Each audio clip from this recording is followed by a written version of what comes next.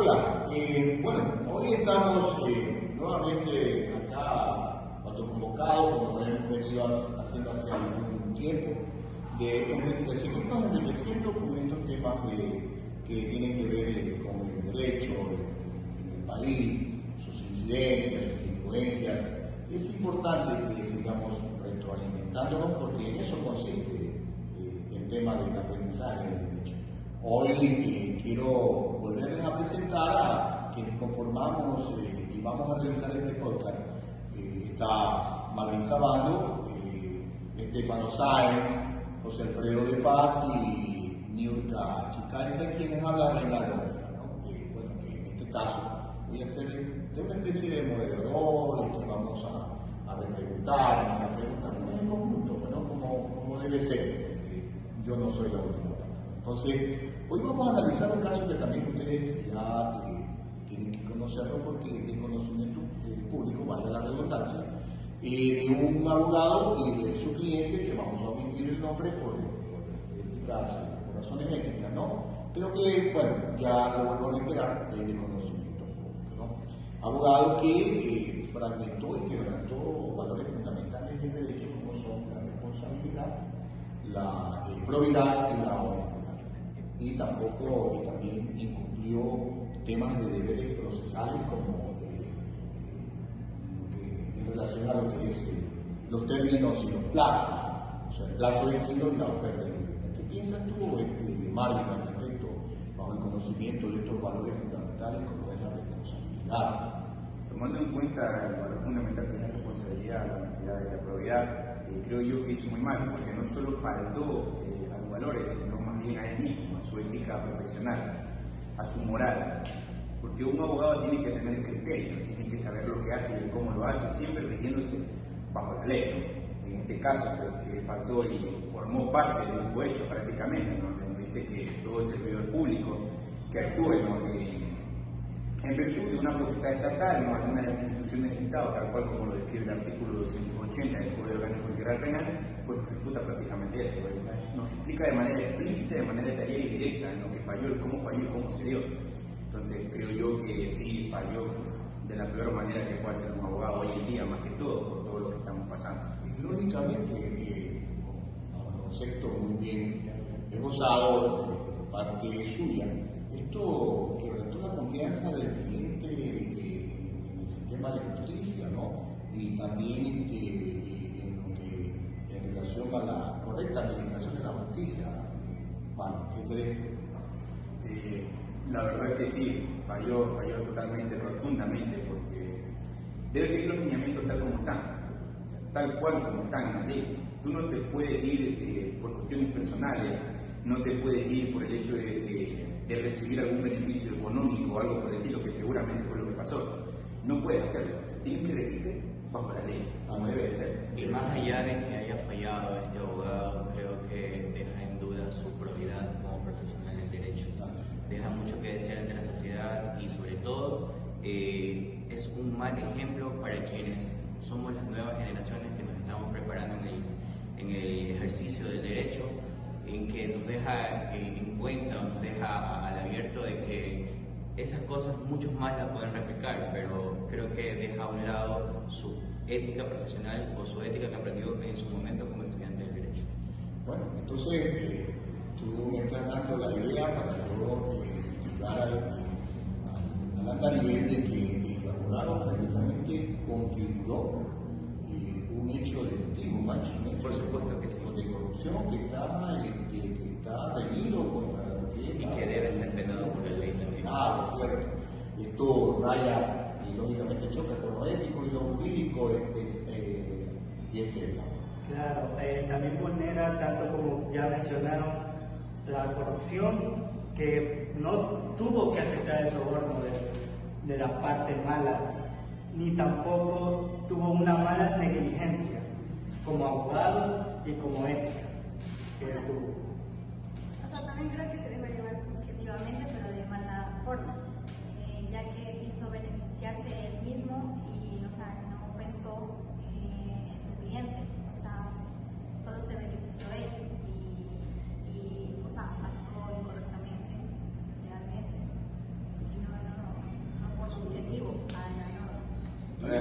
Sí, o sea, aquí hay entonces hubo una confrontación, un conflicto entre su yo interior, entre lo que haga su tema de conciencia, que parece ser que fue una conciencia negativa, una conciencia mala, como bien me pone Niurka, y lo que está establecido en la norma, lo normativo. ¿No? O sea, acá nosotros empezamos, el abogado empezó a caminar primero por un acto de la evidencia. Acto de la evidencia administrativa, ¿cierto? Severo, bastante, agudo, crítico. Prácticamente vino a quebrantar su responsabilidad como profesional en la defensa de fidelidad al cliente. Exactamente, ¿no? Y vino a proteger prácticamente en un estado de indefensión a su cliente. En alguien que confió en total por su profesionalidad, creyendo que era totalmente profesional en el ámbito del ejercicio del derecho.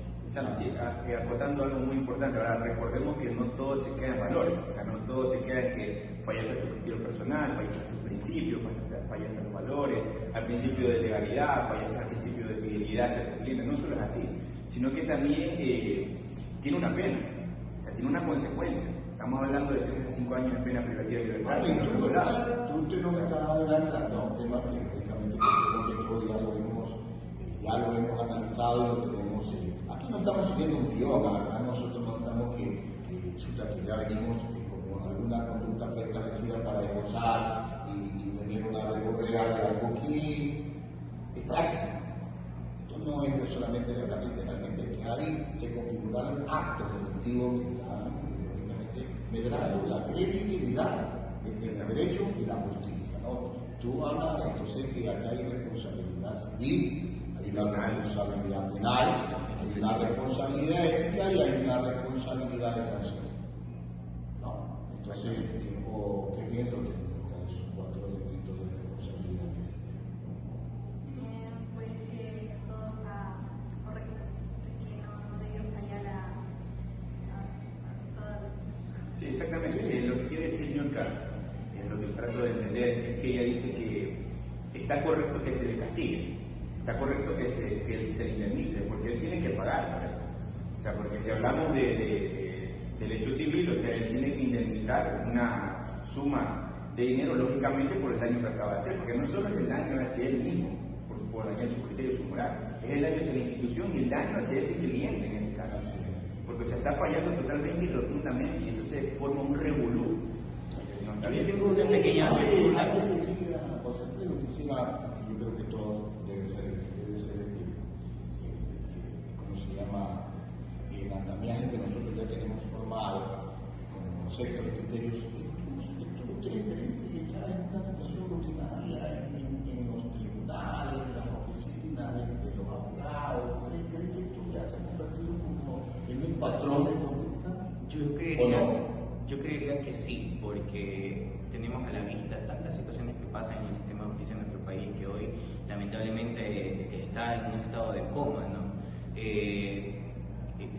Y esto nos hace a nosotros como ciudadanos común pensar que no podemos al 100% confiar en el sistema de justicia, valga la redundancia, por este tipo de maniobras que se dan dentro de ella. Es algo que lo vemos a diario.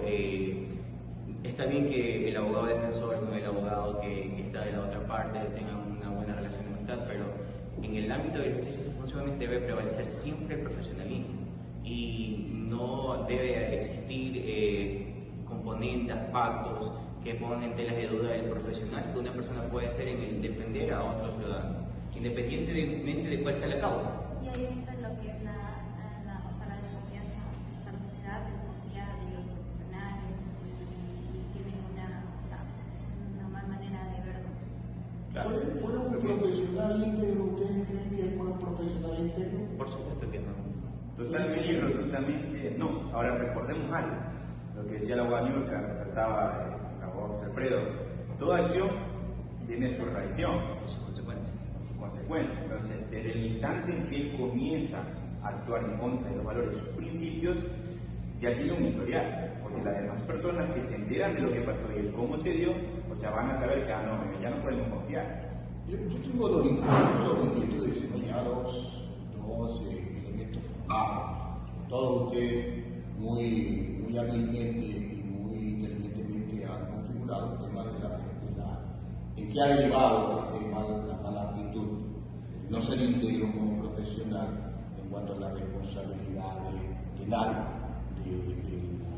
del abogado por el tema del cohecho y del acto de corrupción. La responsabilidad civil que decía neutra por el tema de que indemnizar al cliente. O sea, tampoco es que es un tema que no creo que vaya a ser, no es íntegro, probablemente le va a decir que no le puede devolver porque le va a decir que él también ocupó horas de su trabajo en su función como abogado, y también el hecho de una responsabilidad ética por la violación de los principios fundamentales del ejercicio del derecho. Y lo que más podríamos nosotros llegar, y que creo que ese debería ser el último eslabón que no se va a cumplir probablemente, que la Corte de Justicia tiene que sancionar. A eso quería Tiene que preguntar. inhabilitarlo, ¿no? ¿O ustedes creen que no? Exacto, a eso quería preguntar y para que entre un poquito en debate. Yo, desde mi punto de vista, creería que este profesional de derecho debería o se debió en su momento haberle quitado la licencia para que por un cierto tiempo o de manera permanente haga uso de su profesión como personal del derecho. Claro, se le debió castigar para que no pueda hacer uso de su función. Porque imagínate un profesional que en este instante viene acepta algún tipo de soborno o hecho, como está reglamentado en el COIP, y no lo castiga, no lo indemnizan y no hace nada, él mañana va a seguir haciendo lo que desea. O sea, se le va a seguir algo rutinario conforme va pasando el tiempo, ¿no? Yéndose en contra de la rectitud y lo que mandan los valores. Esto de mucho análisis, porque la falta de probidad, la falta de el tema de no ser íntegro fue de doble vía. El abogado defensor y el abogado de la otra parte, que también nos llevó a la orilla de cometer un acto de corrupción, probablemente ya está acostumbrado.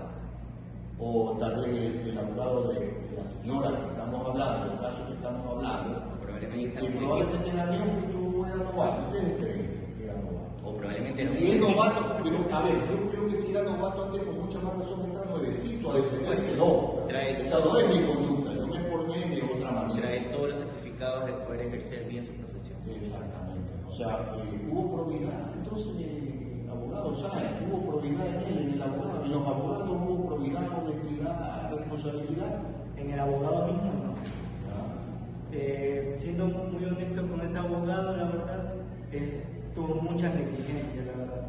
Y como ya han mencionado aquí, no, él debieron quitarle el título del principio, porque no solo a él intoxica. Si él quiere ser un profesional y quiere ser un profesor como a nosotros, como estudiantes, nos viene a decir malas cosas, vamos a arruinar más el país como estamos. Y ese caso es un gran ejemplo para hacer un llamado de atención.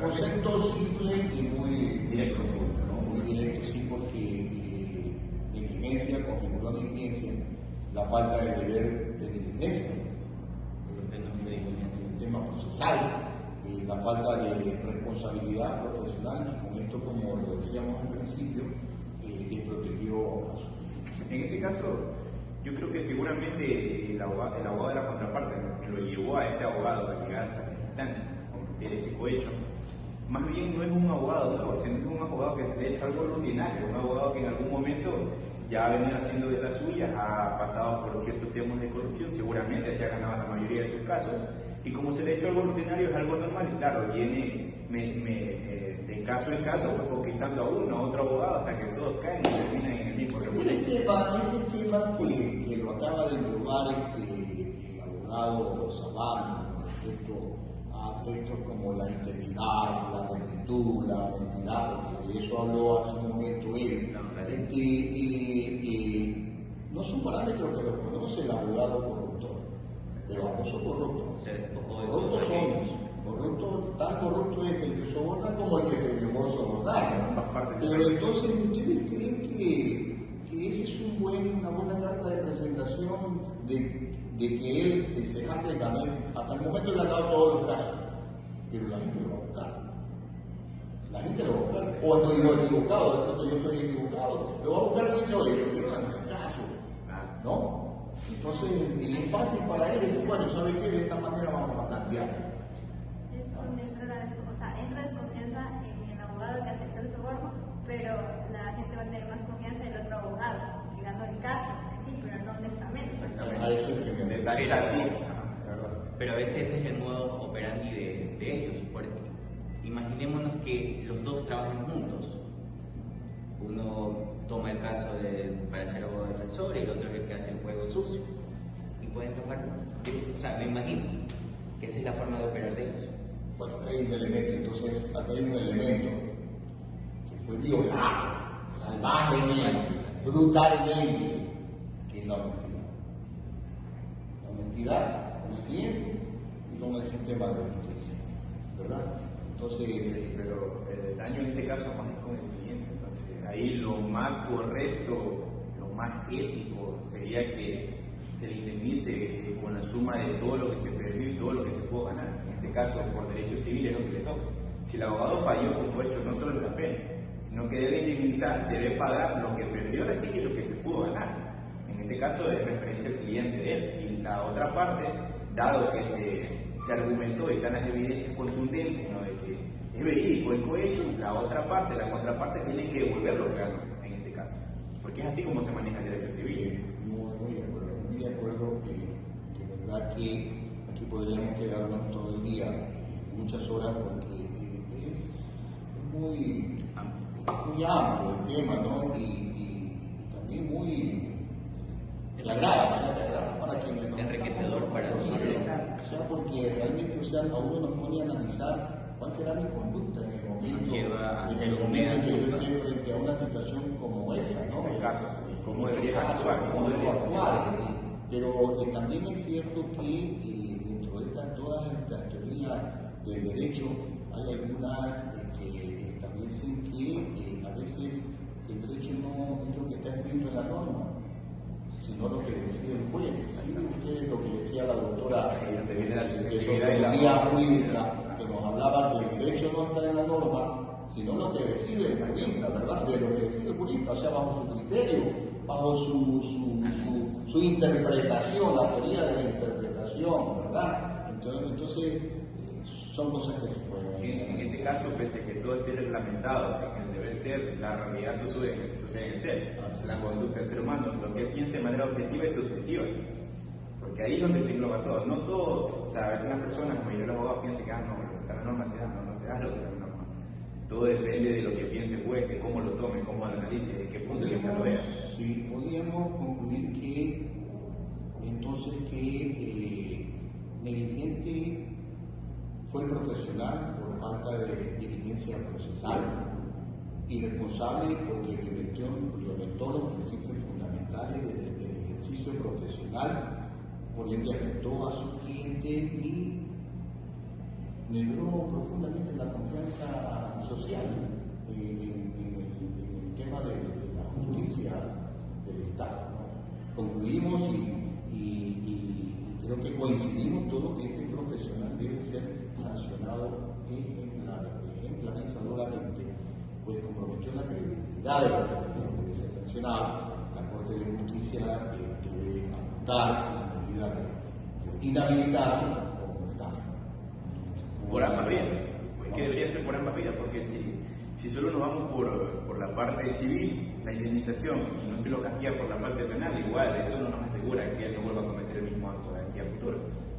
Se configuró muchos actos que comprometen porque son incompatibles con lo que establece el Estado. Estamos de acuerdo. Totalmente de acuerdo. Bueno, proseguimos, ahora nos vamos a volver a encontrar en este podcast que creo que es agradable para todos nosotros, que creo que es interesante, muy interesante. Deberíamos hacerlo rutina. Creo que esto es lo que nosotros tenemos, lo nutritivo de esto es que tiene doble cosa, nosotros y quienes nos escuchan. Esto es bueno compartir diferentes criterios personales y llegar a una conclusión. Recordemos que es reprochable desde lo ético y sancionable desde lo jurídico. Recordemos eso porque eso es fundamental. Así es. Responsabilidad, probidad, honestidad, integridad, que son los valores fundamentales, que nosotros debemos preservar y precautelar dentro del manejo de la justicia y del derecho en el país. Buenas tardes.